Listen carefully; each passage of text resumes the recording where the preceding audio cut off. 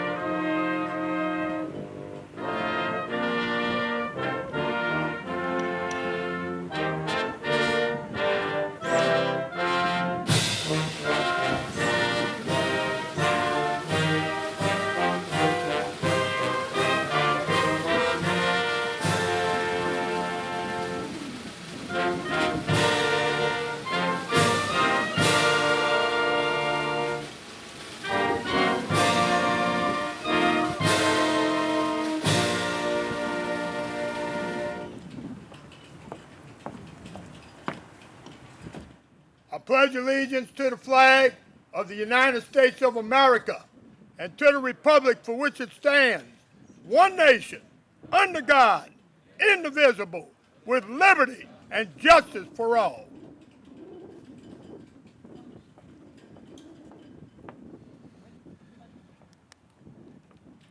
And with the invocation, Colonel Tim, as he wants to be called. Thank you. Thank you, and good morning, all. Please stand at ease. If you have a faith in God, please call on God as you understand God to be. Otherwise, I'll invite you to reflect upon your spirit as I pray. Holy God of all creation, through your great love for this world, you shared with us the breath of life, and you sustain to this day all that lives and breathes. And I call upon your name and invoke the power of your love, a love more powerful than all weapons of war combined, that we may feel the presence of your Holy Spirit during this Vietnam Wall experience. We gather at this great wall of names, names of fearless men and women who faithfully fought and died in a war so far away from home. We remember these whom we've lost, those killed in action, those still missing in action, those who will not share another meal at our table, at our home, those who will never hear the comforting words of welcome home.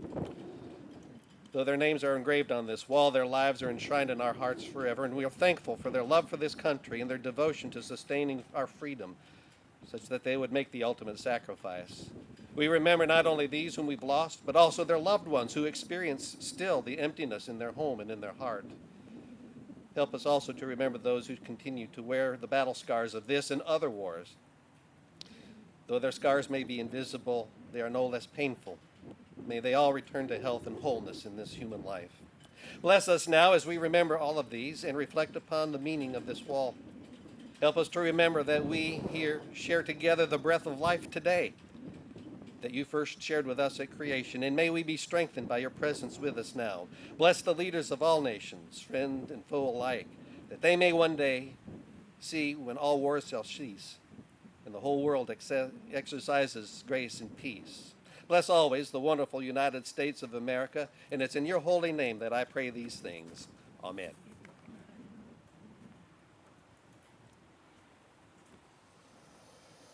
You may retire the colors.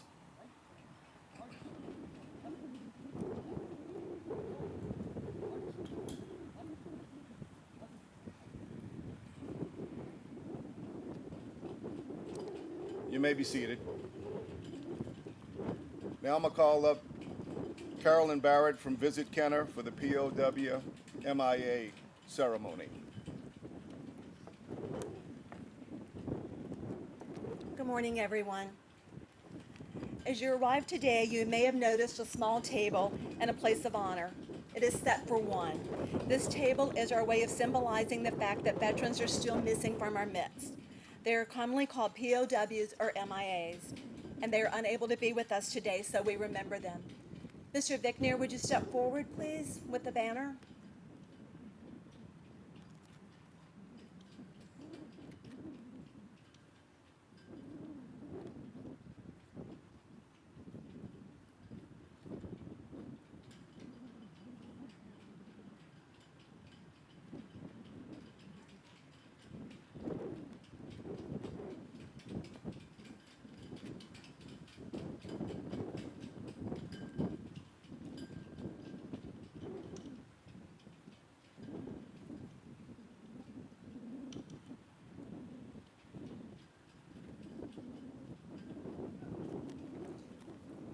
The table is set for one, symbolizing the fragility of one prisoner alone against his oppression. The tablecloth is white, symbolizing the purity of their intentions to respond to their country's call of arms. The single red rose displayed in a vase reminds us of the families and the loved ones of our veterans who keep their faith awaiting their return. The vase is tied with a red ribbon, which is a symbol of our commitment and continued determination to account for our missing. The candle is lit, symbolizing the upward reach of their unconquerable spirit. A slice of lemon is to remind us of their bitter fate. The salt is to remind us of the tears endured by those missing and their families who still seek answers. The glass is inverted to symbolize their inability to share this day with us. The chair is empty. They are not here. You are not forgotten so long as there is one left in whom your memory remains.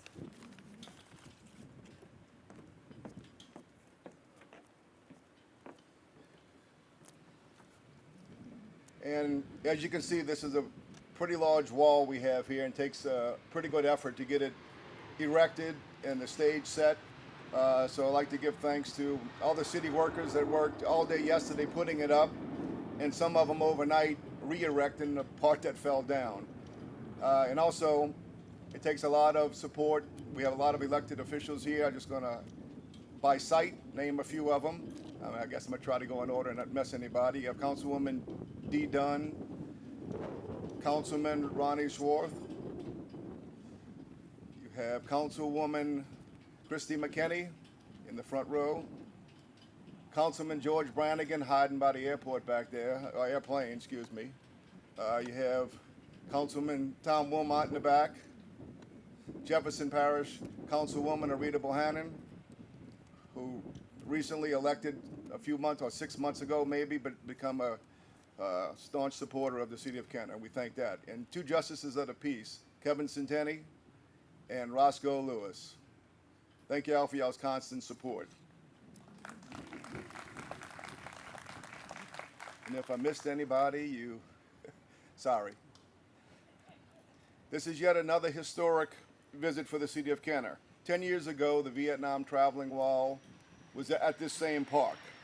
Today we welcome the American Veterans Traveling Tribute Wall and the Cost of Freedom exhibits. This tribute not only honors those lost in Vietnam, but sacrifices across conflicts spanning the 20th and 21st centuries, encompassing World War I, World War II, 9/11, Afghanistan, and Iraq. This tribute allows people who cannot make it to Washington, D.C. to be able to see the names on the panels, and it offers a place to gather and honor the memories. Our first speaker gave me a bio that's about 8 pages long and begged me not to read it. But it's pretty impressive, so I took one word out just to let him know. So, our first speaker today is William J. Gallagher, Colonel, U.S. Army, retired. He spent 28 years as an active duty Army infantry officer. Bill has an extraordinary bio. Like I said, he requested that I shorten it. He was an Army Airborne Ranger and Bronze Star recipient. He commanded 2 infantry platoons, an infantry company, an infantry battalion, and an infantry brigade.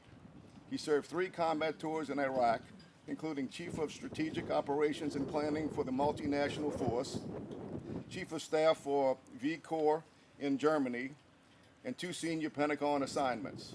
After active duty retirement, he was selected for the U.S. Government Senior Executive Service. As an educator, he served as the Assistant Vice Chancellor for the New York University, the Dean of a system of 7 vocational colleges in Saudi Arabia, and other leadership roles. He led the international organization monitoring the peace agreement in South Sudan, Africa, and on behalf of the U.S. State Department. He's originally from Philadelphia, Pennsylvania. He attended West Point, Long Island University, the Harvard Kennedy School, the University of Liverpool, eventually earning a master's degree in leader development. He also has a doctorate, but he says you don't leave out, so you can't bring him all the way to the top. So, Bill is married to Lisa Gallagher. Bill married Lisa Gallagher at West Point in 1985. They are blessed to have 2 daughters, a son, and 2 grandchildren. Will you help me welcome Colonel Bill Gallagher?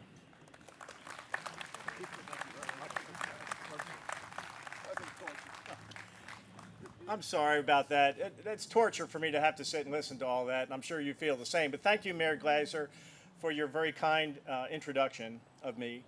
And I would like to also say thank you to the other elected officials who are with us today. You have difficult and challenging assignments, and we appreciate your stepping forward and shouldering that kind of responsibility on our behalf.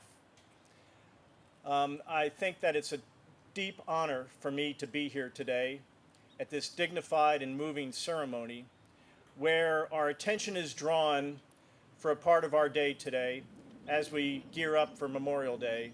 Our attention is drawn to the 58,281 names that face us right now on these 2 walls.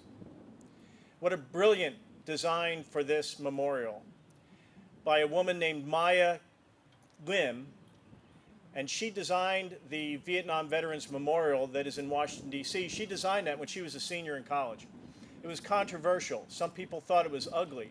Some people thought it wasn't appropriate or didn't do justice to the sacrifice. But over the years, it's actually become the most visited monument in Washington, and it's a very moving experience for all who visit, especially those who are family members with names on the wall. And to have a traveling memorial go across our great country and bring this memory to others in person who won't have a chance to visit it in Washington, I think is absolutely brilliant. And I salute, and my hat is off to those who put this together, this traveling ensemble. There is so much that one could say about the Vietnam War. It's such a complex number of years, and between 1958 and 1973, America was deeply involved. So I would just like to focus on one aspect of the Vietnam War for a few minutes. And really it's about the impact that the Vietnam War has had primarily on our country's well-being and our military strength. So as we know, the veterans from the Vietnam War, they came home quietly. They answered the call, some volunteered, others were drafted, they served, and they came home quietly. And depending on what year it was, they came home to protests, to harassment and hostility.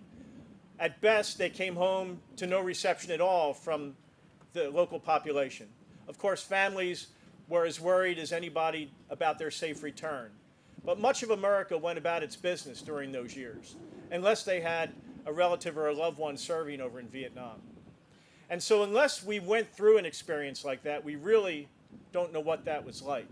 And so I thought it would be appropriate now that if you're a veteran of our military forces, or if you are a Vietnam veteran in particular, would you please raise your hand so we can so you can recognize you? Thank you. Thank you very much. For those of you who served in Vietnam or during the Vietnam War era, we can only read and try to understand what you went through. And you came back to the situation I described.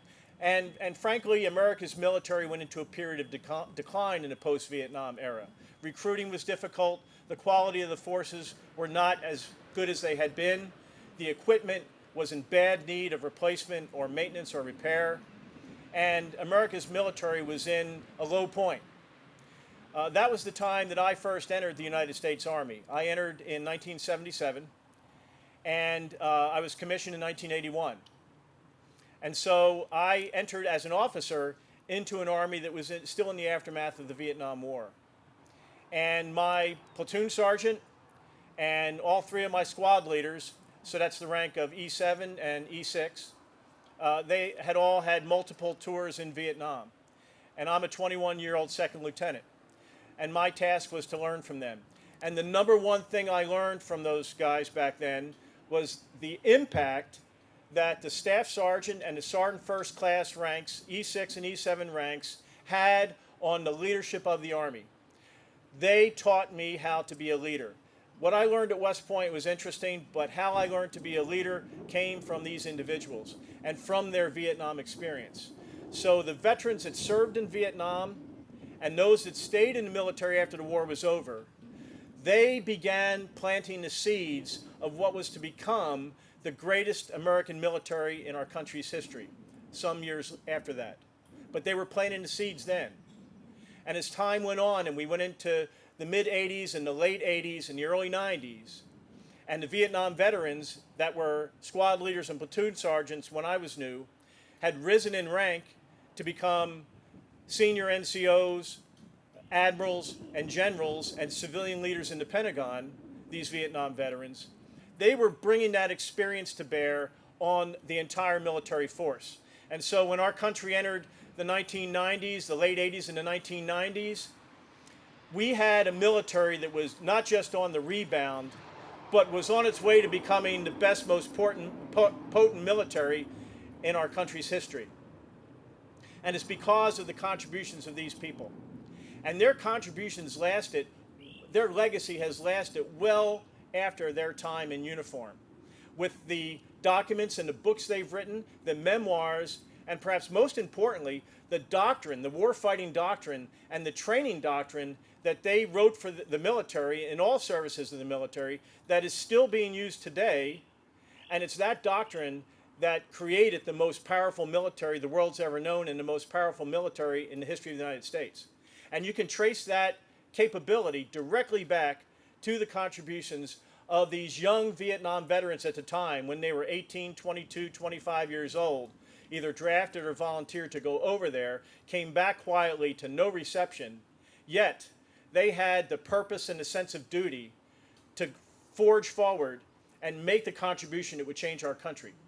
And so the fact that our military became so strong in the late 80s, 1988, 1989, 1990, was a direct factor into the collapse of the Soviet Union because of the powerful force they were facing, and a direct factor in the end of the Cold War.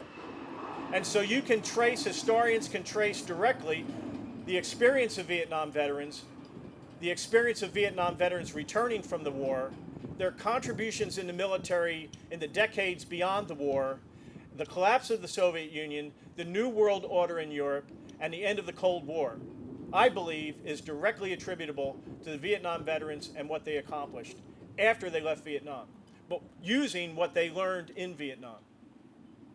And so since that time, and our training doctrine and our warfighting doctrine has become modernized and much more sophisticated due to the contributions of Vietnam veterans at the senior levels, that to this day, and through all the Gulf Wars and the Middle Eastern wars that we've experienced over the last 20-some years, The legacy of the Vietnam veterans is still alive and well and highly visible to today's force. And so that is, I think, is our great regret of long overdue gratitude that we have for those who gave their time and those who gave their lives between 1958, 1959, and 1973. And so that's what we have to be thankful for. So as we go into Memorial Day weekend and all the picnics and the celebrations that go with that, and that's wonderful. That's a great aspect of our American culture. Let's keep in mind not just the lives that were lost, but let's also keep in mind the contributions of those men and women, but also those who forged on and led our military to become the best it had ever been. And to me, that is the biggest contribution they've made and something that we owe a tremendous debt of gratitude for. So those are a few thoughts on one aspect of a very, very complicated 20-year period in our nation's history. But it's one that I think we benefit from today. Others we can look back on and reflect. But this is something that our country is benefiting still today, even though there's not a single Vietnam veteran still active duty military. Their legacy is living on in a very visible, very realistic manner. And for that, I salute them, I thank them, and I thank you for your kind attention.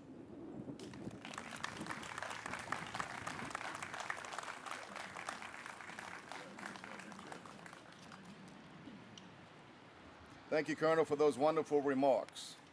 What has become a tradition in these ceremonies to honor the active servicemen and women, reservists and veterans of armed forces, the Marine Forces Reserve Band will perform the Armed Forces Medley. Please stand when your service is presented.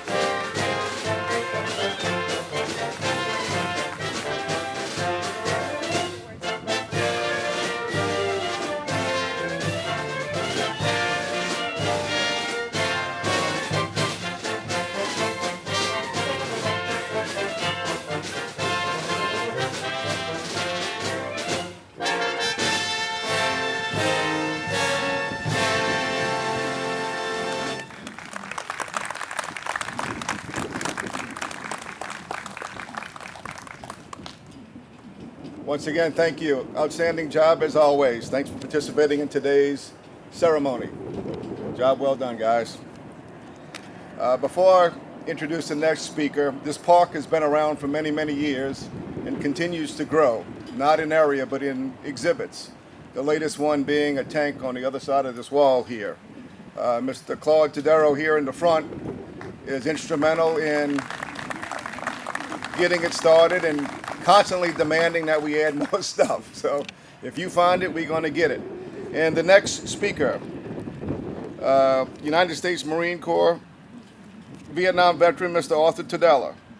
You're going to say a few words and present a wreath here at the obelisks. But he has a lot to do with this park also, with securing the some of the exhibits we have. So, Mr. Tadella, it's all yours.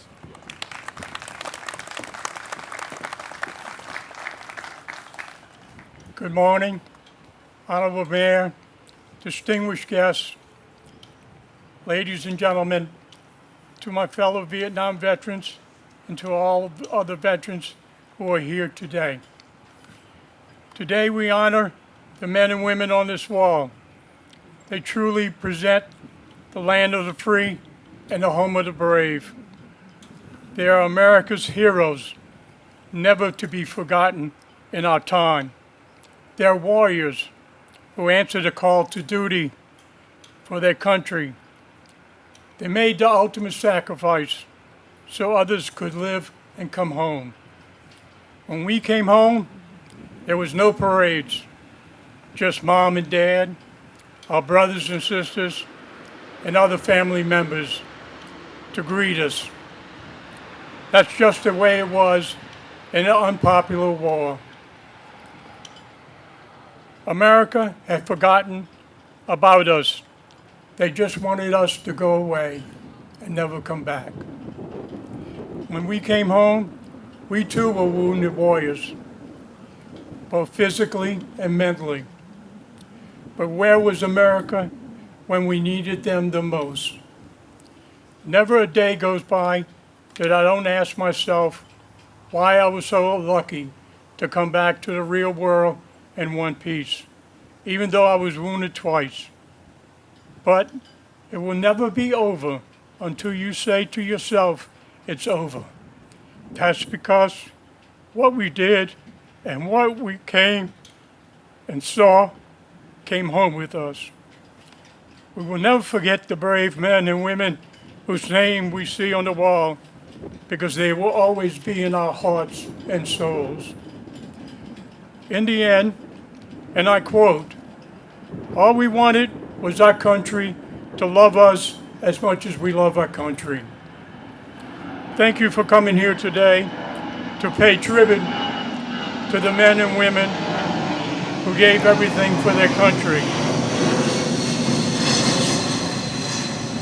So God bless America, God bless the USA, and thank you.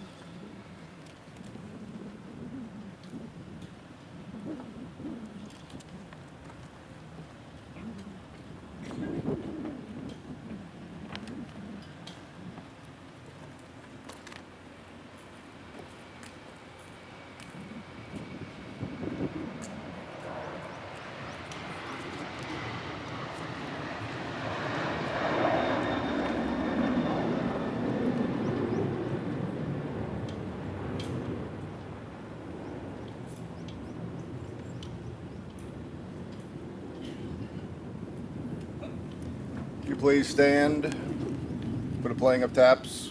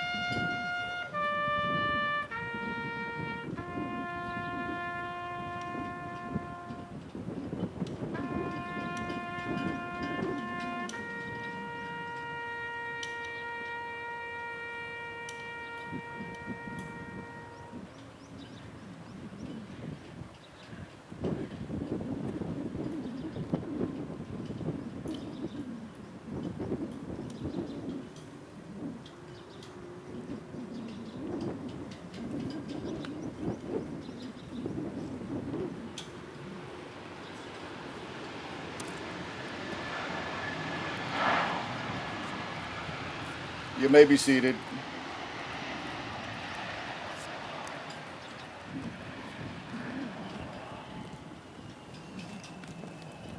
Also here today, our next speaker comes from the state of Louisiana. We have also two representatives from Governor Jeff Landry's office here today, Doug Ceremony, and the next speaker, Mr. Bobby Ragsdale.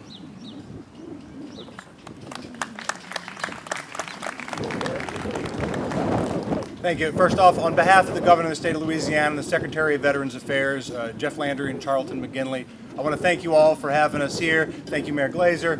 Thank you, Colonel Gallagher, for your great words. Colonel Gallagher, by the way, another great bannerman of the Harvard and West Point brands. We appreciate you repping the brand, sir. And I know that with apologies to some of our distinguished guests on stage and the wonderful Marine Corps band, I know, sir, that you will join me in a resounding "Go Army, beat Navy."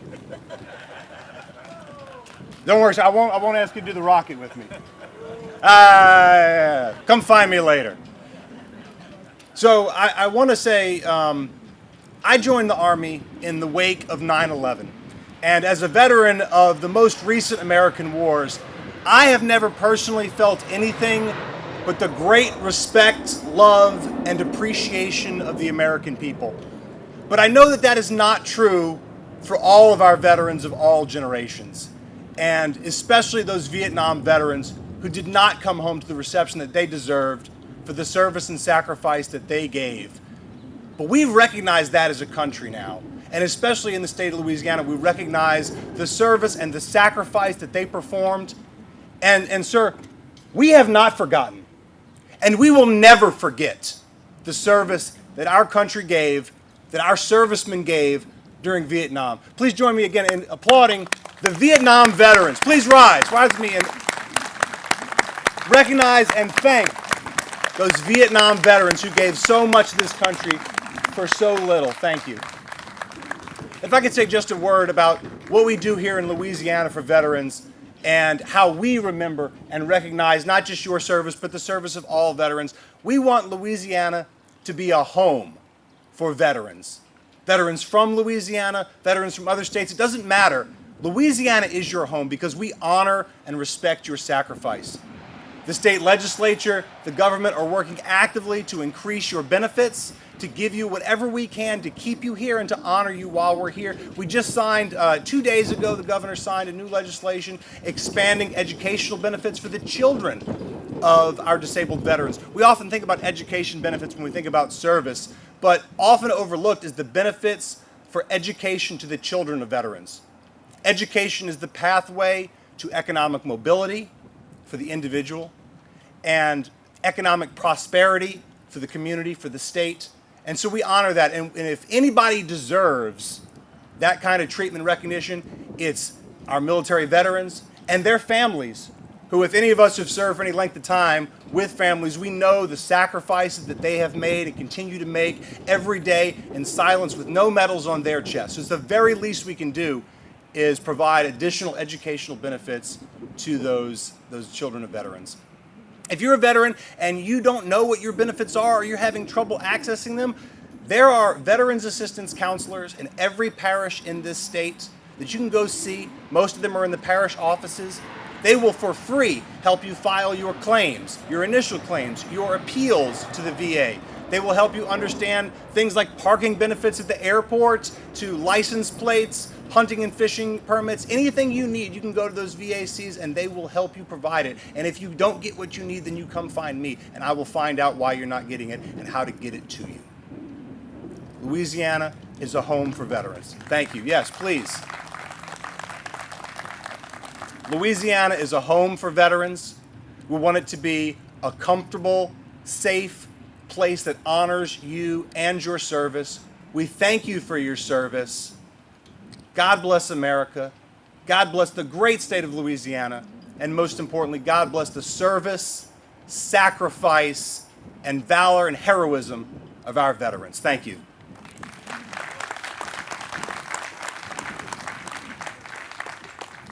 Thank you, Bobby. This is where we get to the end. We start to close this ceremony. This wall and this tribute will stay open 24 hours a day through Sunday. we have a closing ceremony here at 6 p.m. Sunday. We'll have Chief of Police Keith Conley's up here. He'll have law enforcement officers out here 24 hours a day. Between 9 a.m. and 9 p.m., we'll have volunteers here to answer any questions, to assist anyone that wants to come see this wall. And the airplanes will continue flying. So. Well, with that said, thank you to the Marine Band, all our speakers. Thank every one of y'all for coming today and your service. Until the closing ceremony Sunday, that's it for this one. So enjoy the wall, reflect at the wall, and we'll see you Sunday at 6 o'clock. Thank y'all.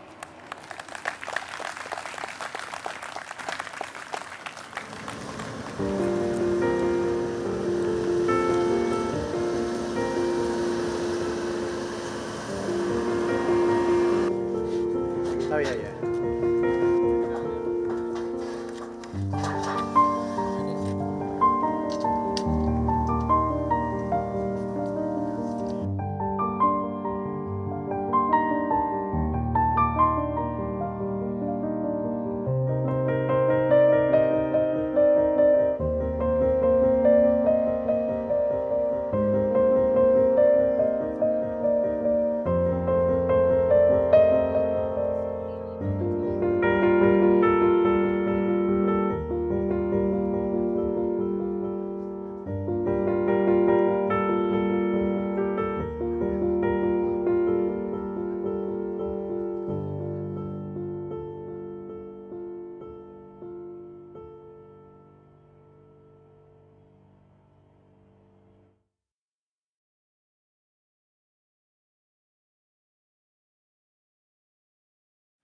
Good afternoon and welcome to the closing ceremony of the American Veterans Traveling Tribute here in Kenner. This ceremony will also be the city's Memorial Day ceremony, where we memorialize the veterans who made the ultimate sacrifice for their country. I'm honored to stand before you and welcome every veteran, active duty, family, and everyone else that's joining us today.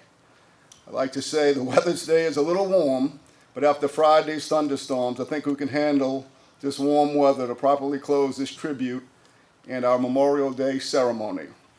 Please stand and remain standing for the presentation of colors by the Kenner Police Department Honor Guard, followed by the national anthem performed by Maddie Kelly. After the national anthem, Kenner Police Chief Keith Conley will lead us in the Pledge of Allegiance, followed by the invocation by Louisiana Air National Guard Chaplain Lieutenant Colonel Tim Newslifter.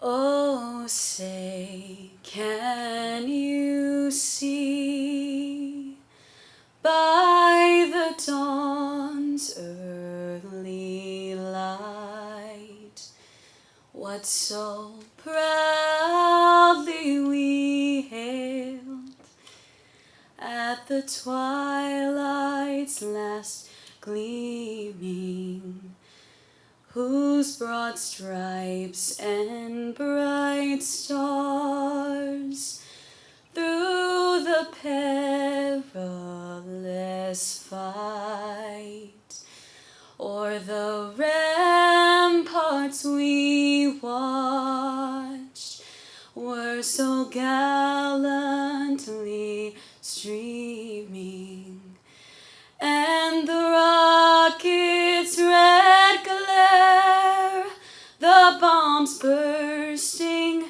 in air, gave proof through the night that our flag was still there. Oh, say does that star-spangled banner yet wave o'er the land of the free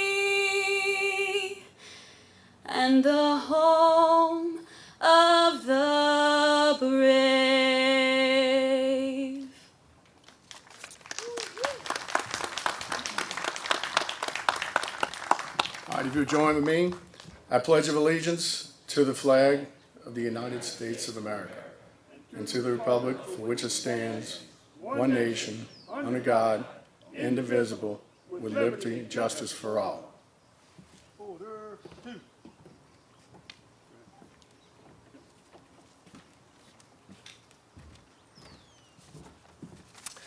We have an opportunity to reflect upon our spirits, and I'm going to invite you to take this time to reflect upon your spirit or to pray to God as you understand God to be. And if we are of a similar mind, I'll invite you to pray with me.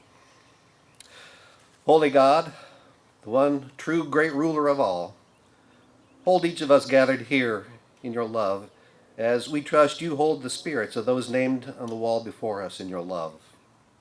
We thank you for all with which you blessed us, even to this day, for the gift of joy in the days of health and strength, and for the gifts of your abiding presence in the days of pain and grief. As this wall moves from this place, may we always be made mindful of the sacrifices that have been made and that are still being made for the comfort of the freedom we enjoy in this land today. Might this wall provide for movement within the spirits of all who look upon it for generations to come. We are thankful for the service and the lives of the men and women named here. We remain thankful for the sacrificial service of all those here.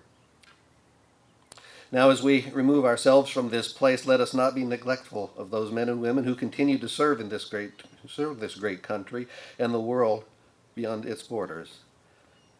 Let us not be neglectful of your continued presence with us, wherever we go and wherever we are. Continue to bless us with your great love, as you will continue to bless the United States of America. And it's in your holy name that I pray. Amen.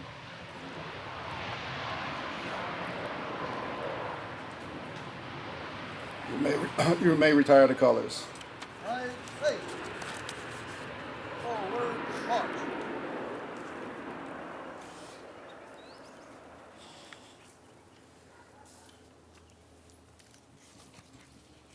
You may be seated. Before I introduce today's speakers, I'd like to recognize elected officials and some people who constantly contribute to this Veterans Park. I see Councilman Ronnie Sorworth there. I know Councilwoman Christy McKinney is some here with the whole family. We have a former Councilman, Mike Shigure, hiding in the back over here.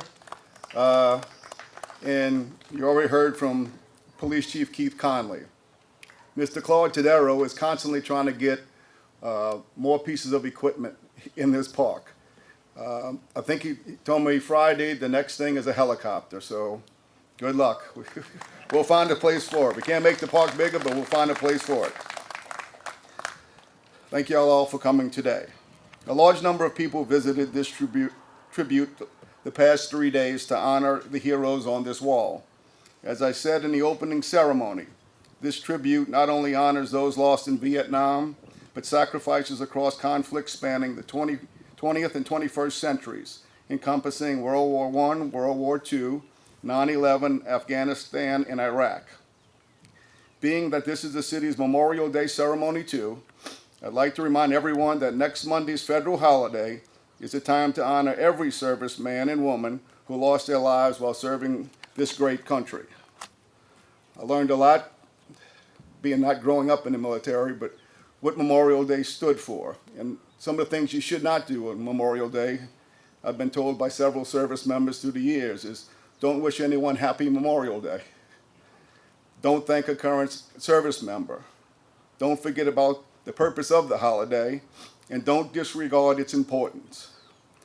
And also said what you should do on a Memorial Day is the National Moment of Remembrance is an annual event that asks Americans, wherever they are at 3 p.m. local time on Memorial Day, to pause for a duration of 1 minute in an act of national unity to remember those who have died in military service to the United States. So that's one thing you can do, 3 p.m. a week from tomorrow. All right, now we get to these distinguished speakers. Their bios are pretty healthy. So what I'll do is, I don't want to shortchange them, so I'm going to read them all. Like Friday, someone said, please don't read the whole thing. So I told them I took one word out because you should be recognized when you put all this time in for your country. Our first speaker today is United States Marine Corps Sergeant Major Christopher J. Adams. And by the way, he has the easiest name today. Sergeant Major Adams enlisted in the Marine Corps in 1993 and attended recruit training at Parris Island, South Carolina, 3rd Recruit Training Battalion. Upon completion, he attended the School of Infantry at Camp Geiger, Infantry Rifleman. Sergeant Major Adams reported to 1st Battalion, 3rd Marines, where he participated in several unit deployment programs in Okinawa and landing force cooperation, afloat readiness, and training. In November 1997, he was promoted to sergeant and was honorably discharged. Sergeant Major reported to the 4th Low Altitude Air Defense Battalion in Marietta, Georgia, as a Stinger gunner reservist. He re-enlisted back in active duty in May 2000 and attended the ammunition technician course at Redstone Arsenal, Alabama. Upon graduation, he was assigned the MOS of 2311 Ammunition Technician. He reported to Ammunition Company, 2nd Supply Battalion, Camp Lejeune, North Carolina, and was promoted to Staff Sergeant in January 2001.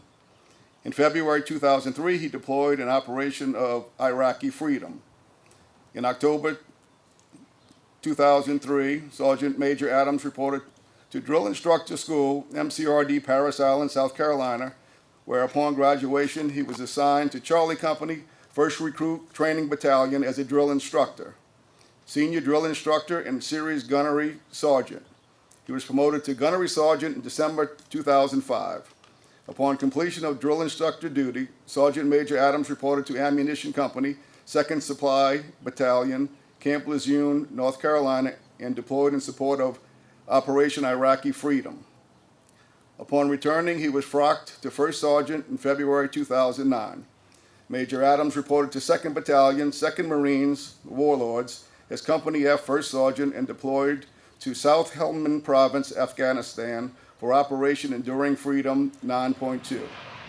In March 2011, Sergeant Major Adams reported to 2nd Recruit Training Battalion, MCRD, Parris Island, South Carolina, as Company H 1st Sergeant. In May 2012, he was assigned as Company I 1st Sergeant, 3rd Recruit Training Battalion. In January 2013, he's assigned as the Headquarters Company 1st Sergeant, Headquarters Service Battalion. In June 2014, Sergeant Major Adams was frocked to his present rank and reported to Marine Light Attack Helicopter Training Squadron 303. In February 2016, he reported to Marine Aviation Logistics Squadron 39. Sergeant Major Adams reported to Marine Corps Security Force Regiment in September 2017 as Regiment Sergeant Major. In June 2020, Sergeant Major Adams assumed the post as the Marine Corps Installation National Capital Region Marine Corps Base Quantico Sergeant Major. That's a lot of title there. Sergeant Major Adams assumed his current post as the 4th Marine Division Sergeant Major in June 2022. Sergeant Major graduated cum laude from Park University with a bachelor's degree in criminal justice. Sergeant Major Adams' personal awards include the Legion of Merit, Bronze Star with Combat Distinguishing Device, Meritorious Service Medal in lieu of 2nd Award, Navy and Marine Corps Commendation Medal in lieu of 4th Award, Navy and Marine Corps Achievement Medals, and the Combat Action Ribbon. Told you it was a long one, so you can't leave it out when you've accomplished all that in your career. So with that, Sergeant Major, your turn. Thank you.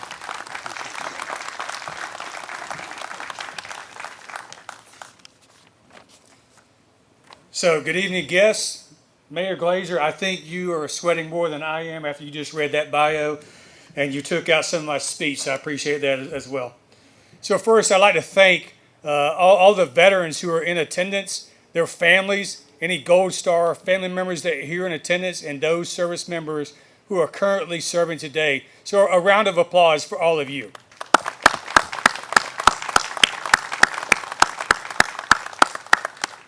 So the mayor took one of my first paragraphs out of my speech, which talks about the importance of this wall and what it means.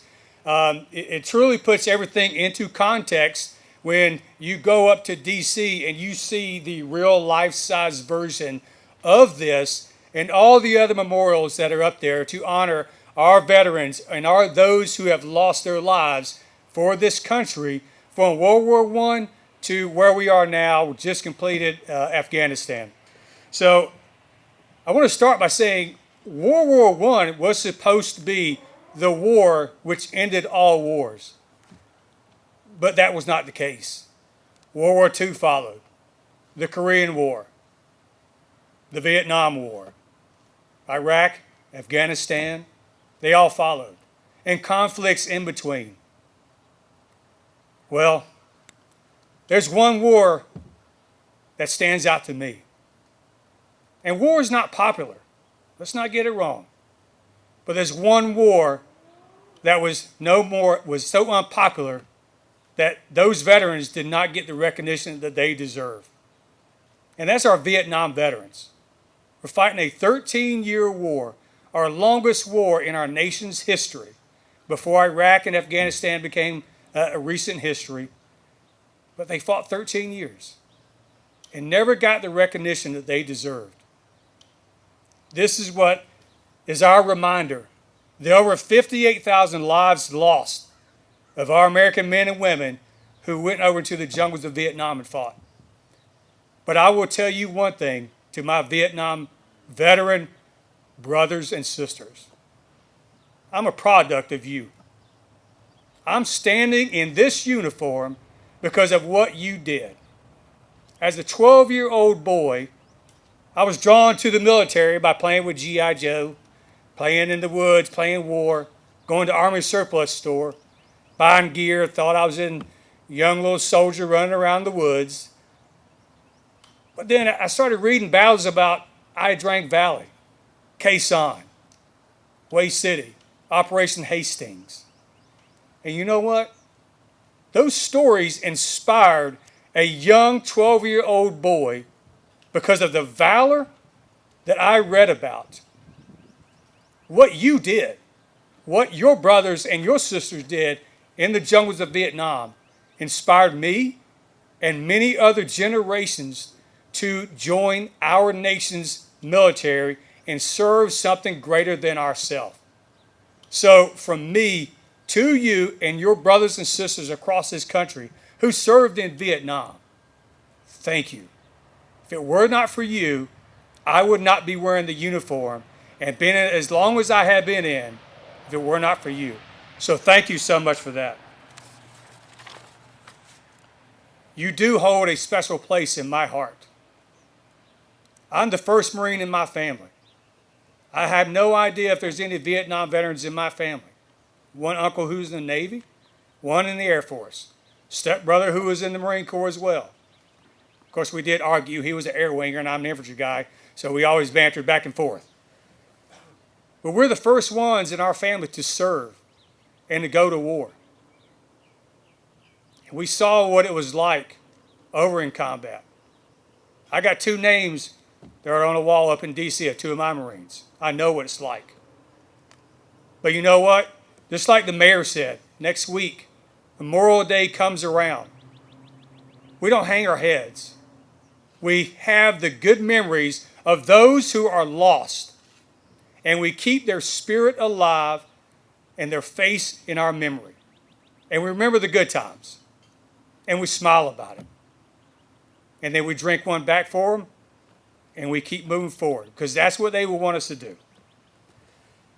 For all the names etched in remembrance, we must remind ourselves and the generations who are coming up behind us that war, it's not easy, but someone has to go do it.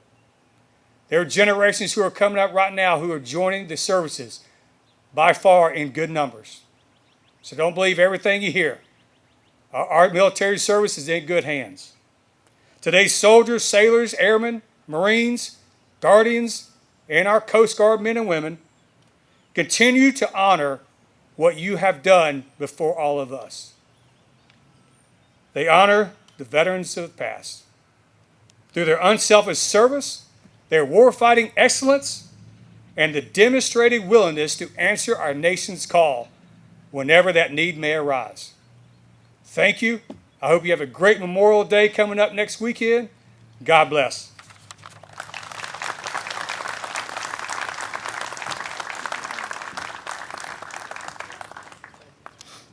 Thank you, Sergeant Major, for those wonderful remarks.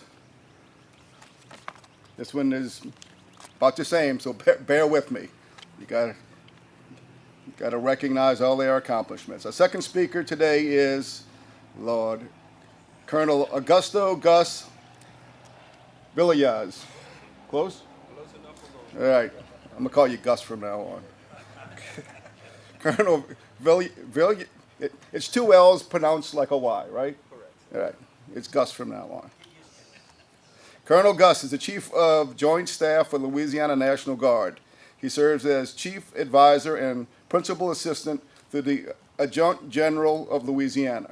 He is responsible for directing, supervising, training, and coordinating the staff and assisting the Adjutant General in the deployment and coordination of programs, policies, and plans affecting more than 11,000 members of the Louisiana National Guard. Colonel is also designated as the state's dual status commander, responsible for commanding all military forces while conducting emergency and contingency operations in Louisiana. Colonel Villayes received his direct commission into the infantry from the Louisiana National Guard in 1998, following 5 years of enlisted service in the regular Army as an armor crewman.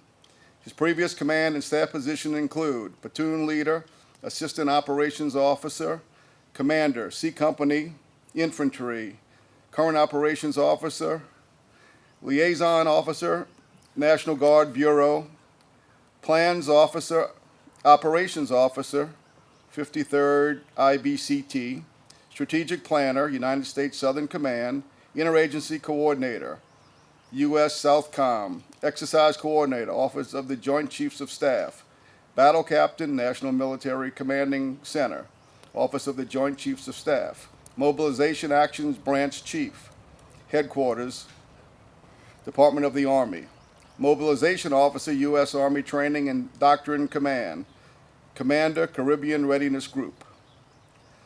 Colonel Villayes has mobilized into active federal service 8 times in his career. In 1996, he deployed to Germany.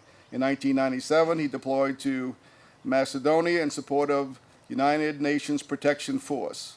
In 2011, he mobilized in support of Operation Noble Eagle. In 2004, he mobilized and deployed to Iraq in support of Operation Iraqi Freedom 3 and 4. In 2009, he mobilized and deployed to Kuwait in support of Operation New Dawn. In 2016, he mobilized to Fort Bliss, Texas, in support of First Army. In 2018, he mobilized to the Pentagon twice in support of the Office of the Joint Chiefs of Staff and Headquarters Department of the Army. He earned a Bachelor's of Science degree from the University of Louisiana at Lafayette in 1992 and a Master in Criminal Justice from American Military University in 2011. And if that wasn't good enough, he's got a Master's of Strategic Studies from the U.S. Army War College in 2022. His military education includes infantry officers' basic and career courses, the Maneuver Captain's Career Course, the Intermediate Level Education Course, the Joint Firepower Course, the Joint Capabilities Planners Course, the Joint Task Force Commander Course, and Dual Status Commander Course in the U.S. Army War College. Colonel Villayes' military awards and decorations include the Bronze Star Medal, the Purple Heart, the Defense Meritorious Service Medal, the Meritorious Service Medal with oak leaf clusters, the Army Commendation Medal with oak leaf clusters, the Army Achievement Medal with oak leaf clusters, the Iraqi Campaign Medal with Campaign Star, the Global War on Terrorism Medal, the Global War on Terrorism Service Medal, the United Nations Medal, the Joint Meritorious Unit Award with oak leaf clusters, the Army Superior Unit Award, the Combat Infantry Badge, the Joint Staff Identification Badge, the Army Staff Identification Badge, the Louisiana National Guard Commendation Medal, the Louisiana National Guard's War Cross Medal, and the Florida Governor's Unit Citation.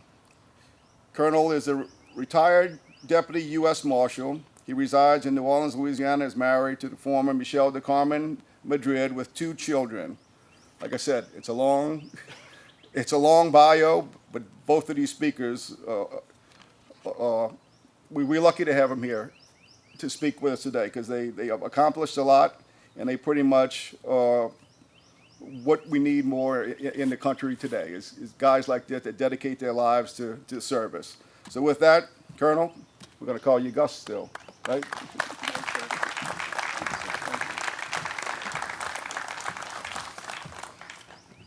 I'm not as eloquent as the Sergeant Major, so I'm going to stick to the script.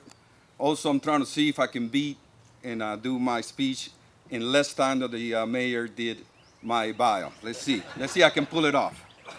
Okay, good evening, ladies and gentlemen. It is an honor and a privilege to be here this evening on the final day of the Traveling Vietnam War and Cause of Freedom tribute in the city of Kenner. Thank you to the city of Kenner for inviting me to speak here today. To all elected officials of Kenner and Jefferson Parish, thank you for your support to our nation's heroes. To my fellow veterans, thank you for your personal sacrifices. To the friends and families of our veterans, thank you for your support. And to the public, thank you for being willing to learn about what service to our great nation means. As a soldier and officer of the United States Armed Forces, it humbles me to see this display of honor to those who gave the ultimate sacrifice to our great nation. Every major conflict and event since World War I are honored in this memorial. Throughout my 3 decades of service, I had the pleasure to serve with many service members across all branches, each with unique histories and paths. American involvement in the Vietnam War was a complex and controversial chapter in the U.S. history. Beginning in the early 1960s, the U.S. escalated its military presence in Vietnam to support the Vietnamese government against the communist forces of North Vietnam and the Viet Cong insurgency in the South. This involvement was driven by the policy of containment aiming to prevent the spread of communism in Southeast Asia. The conflict escalated into a full-scale war, with American troops reaching a peak of over 500,000 troops by 1969. The war was marked by guerrilla tactics, heavy casualties on both sides, and significant civilian suffering. The use of tactics like napalm, Agent Orange, and the strategic bombing campaign further fueled anti-war sentiment home and abroad. The Tet Offensive of 1968 was a turning point, eroding public support for the war. Criticism of the war grew, fueled by media coverage that highlighted its brutality and questioned its purpose. The anti-war movement gained momentum, leading to the widespread protests and calls for end of the conflict. In 1973, the Paris Peace Accords were signed and the U.S. began withdrawing its troops. The war officially ended in 1975 with the fall of Saigon to North Vietnamese forces. The Vietnam War had a profound impact on American society, shaping a generation and leading to the reassessment of U.S. foreign policy. Many of us have parents, grandparents, and friends who served in World War I, World War II, Korea, and Vietnam. I grew up in Panama, but I met many Vietnam veterans. Once I joined the military and started doing volunteer work for veterans. My aunt married a Vietnam veteran, Lance Corporal Charles Edward McKeever, was a kid from Pittsburgh whose adopting parents signed him over to the Marines at a very young age. He joined the Marines in 1960 and was part of the Marine Advisory Division from 61 to 64, where he was a radio operator. After Vietnam, he was stationed in Rodman Naval Station in Panama as a jungle school instructor. As a Combat Veterans Motorcycle Association member, I met many Vietnam veterans who are proud of their service and still want to serve by supporting fellow veterans. The Vietnam War was a turbulent time, and many Vietnam veterans came home without the feeling of pride that so many of us feel for serving our nation when we're called to duty. A tribute like this serves to, in part, rectify any feelings of shame and humility that our Vietnam veterans may have experienced. As a veteran of the Iraq War, I have benefited from the service of those who came before me. And I am thankful for my service, and I enjoy getting to wear the cloud of our nation each day as I serve my state and my country. As an Iraq veteran, I remember the excitement of coming home on both my deployments. As the plane rolled on the tarmac and I could see family and friends friends, waving flags and banners, great emotion surged through me. We endured the heat of battle and the weight of loss. I brought with me more than just memories of war.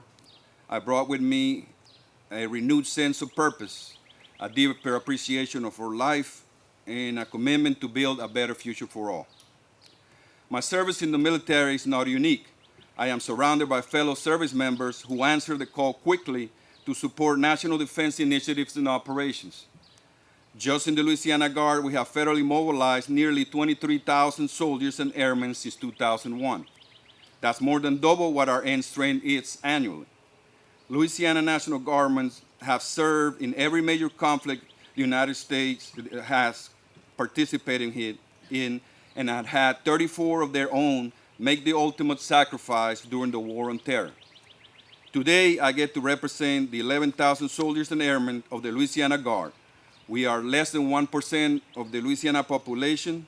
To say I'm proud would be an understatement. Veterans memorials located through our country often serve as places to pay respects to those who serve and those who are lost. This memorial is a beautiful tribute to those who gave their lives for the United States of America. This is the last day of the traveling tribute, but it's not have to be the last day that you honor the sacrifice of our fellow citizens who died in the name of the United States of America. Visit local memorials and tributes, read books, ask your family members and friends about their service, visit or volunteer at a veteran's home. Thank a service member when you see him or join the service if you are able-bodied and meet the criteria. We welcome you. The armed forces are always looking for people who have service as a life calling and who want to serve a people in a need greater than their own. On behalf of Brigadier General Thomas Freelieu and the Louisiana National Guard, thank you. To Jefferson Parish and the city of Kenner for welcoming us this traveling tribute to those who sacrificed for our freedoms throughout history. To all the Vietnam veterans present, welcome home. May God bless you and protect what matters.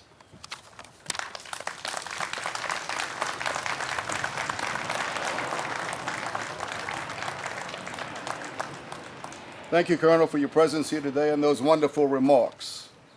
Before the armed service medley, I'd like to welcome someone that's not shy of a microphone, Vietnam veteran and Kenner resident, Mr. Al Morell, to say a few remarks about this wall.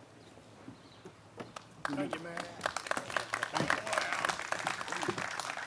First of all, I'd like to tell y'all who the architect of the wall was in Washington, D.C., Chinese-American named Maya Lin. She was born on October the 5th, 1959. She was an architect, sculptor, artist, and educator. She was educated at Harvard and Yale University. And the wall was dedicated on Veterans Day, November 11th, 1982. Now, some statistics concerning the Vietnam War. 58,272 Americans were killed, another 2,500 missing in action, 2 million Vietnamese killed, 6.5 million tons of bombs dropped, and $220 billion spent on that war.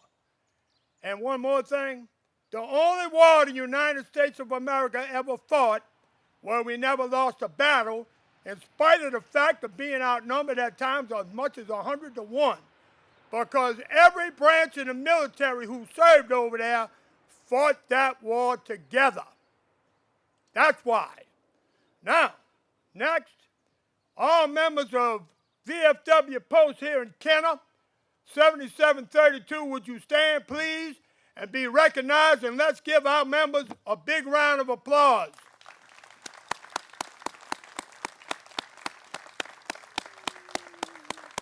And in closing, VFW Post 7732 has a birthday coming up tomorrow, May 20, 1946. It was founded by one of the last charter members we had, passed away a few years back, Patrick Clancy, passed away at 99 years old. And the post is 78 years old tomorrow, 48 days before I was born. So me and the post is the same age. I want to thank the mayor giving me this opportunity to say these things, and I hope it was informative. Thank you all for coming. God bless the United States of America, and God bless all Americans. Thank you.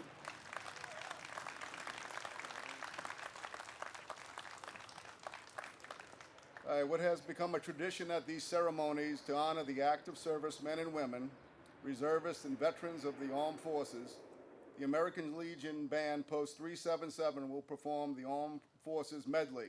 Please stand when your service is presented.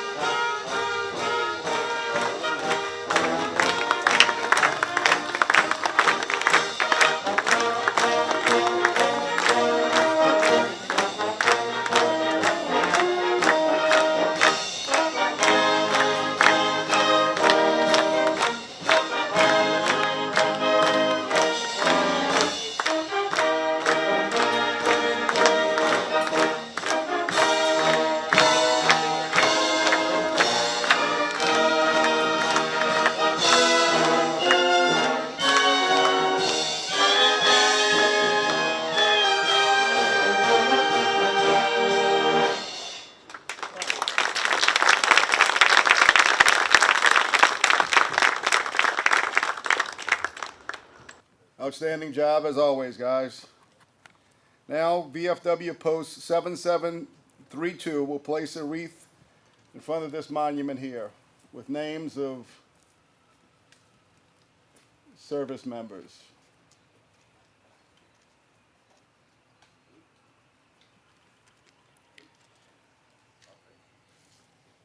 And would you please stand while the American Legion Band Post 377 will now perform taps.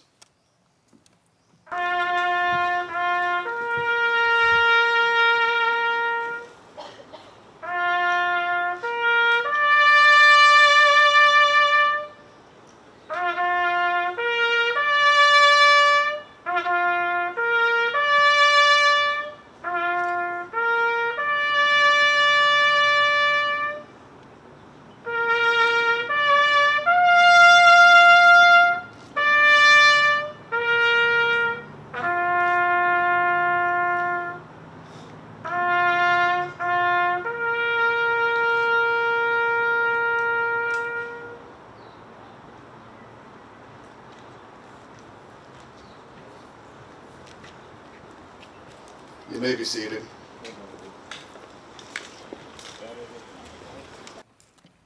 All right, we've come to the end of our ceremony today. I want to thank everyone for attending. It's been an honor for the City of Kenner to have this traveling tribute spend 3 days here. 3 days go by quickly. I'd also like to thank all the volunteers. They've had volunteers here Friday, Saturday, and today. The city employees, they started Thursday. As soon as the trailer got here, erecting this thing. Took them all day Thursday to get it up. They've also manicured this park. The windstorm and thunderstorms really didn't help us Friday because it was in good shape, but now we have leaves because I think or half the leaves on these trees blew down Friday. This doesn't happen without sponsors. Your program has a list of probably about 15 sponsors around here, from businesses to elected officials and ordinary citizens that donate money to get this stuff in our city. So I'd like to thank them. We're honored that we will have this tribute in Kenner. Thank you all for coming today. And in the back, they have refreshments, and this will remain up, what time's it close, 9 o'clock? Something like that. So it'll be open a few more hours. With that, this is the end of our ceremony. Y'all have a good day, and thanks for coming.